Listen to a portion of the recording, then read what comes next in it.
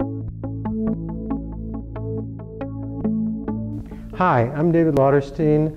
I have for the last over 30 years been teaching deep massage and have trained a number of instructors to do so. One of the people who I've qualified to actually teach workshops is Keith Vencill. Keith is a wonderful teacher. I'm really pleased that he's going to be teaching this workshop. He's been with us for a number of years.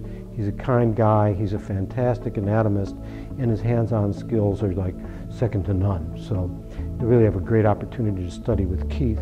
What he's going to share with you is how to work with the anatomy to really understand the anatomy of the lower back. Many therapists have an approximate idea, but they don't have an exact idea of exactly where are the sacroiliac ligaments, what do they do, how do they function, what injuries may they be involved in.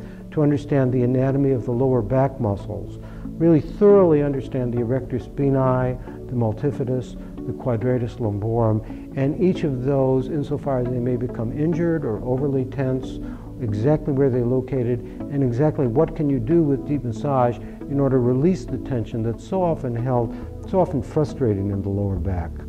So this should enable you to satisfy your clients so much more, to address their pain, address their tension, and to make them happier, make them more likely to return to see you, and more likely to just have healthier, happier lives. Let me give you an example of how understanding the anatomy here and understanding what are the most likely structures to be injured can really accentuate and amplify your ability to address low back discomfort, low back pain.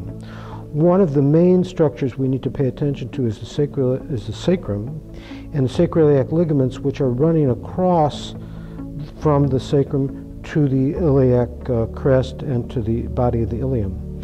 And so what I want to do is kind of inventory these areas just lateral to the spinous processes and see if there's any ropey structures, because more often than people think, these sacroiliac ligaments are holding chronic tension or have been injured, and as you do cross fiber across these, particularly where, for instance here, I feel a little bit of a thicker strand of sacroiliac ligaments, you really can dramatically relieve some tension that oftentimes people really have not had a therapist get in there and work it in detail. It's not super deep, it's not super painful, but it's very specific to the problems. Similarly, you can take a look at the ligaments that are between the spinous processes, which equally can be carrying some tension, and it feels surprisingly good to have the relief of tension from between these spinous processes. Finally, we can work with the muscles here, and if you come in from the lateral side, you can work with the side of the iliocostalis, which is the lateralmost member of the erector spinae, and you can really cover the whole territory of the lower back very specifically, working in, holding the pressure, allowing the person to breathe and relax from inside out. And then you can go into deeper layers, such as multifidus, and then into, of course, Quadratus Lumborum, which is wonderful to get at and to have a very specific sense of, where is Quadratus Lumborum?